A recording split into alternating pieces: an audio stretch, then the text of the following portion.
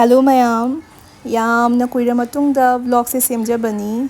Aise hujik Guwahati da lay ichanupigi ahanba summer break ne.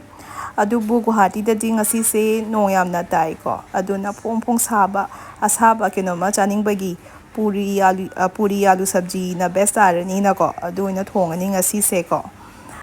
Ngasi se weather sinara khangde ko. Pukning se yamna nungshi.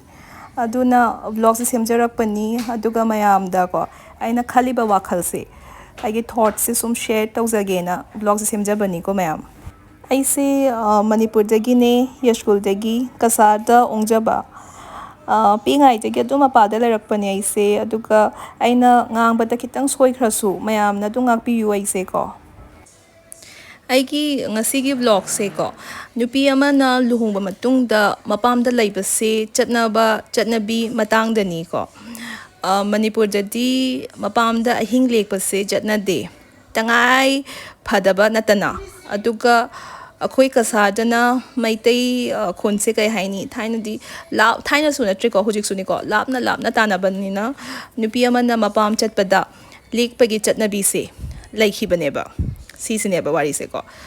Aigi vlog ta aigi personal opinion share tawjabani ko mayam.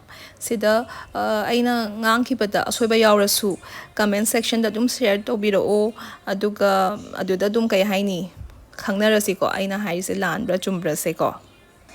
Aduga aroibada ko aina mayamda haijaningi se karinoda aidi hujik se Cachar mau oirabaneba Manipuri Ningol oijarasu Cachar da ongabanina aise hujik Cachar gi mauneba aduga moigi tradition se follow tawjare aduga ipamda su leijaba phangjare Cachar gi mau oirabanina aidi am nungaijareba aigi wari su loire puri su loire thank you for watching mayam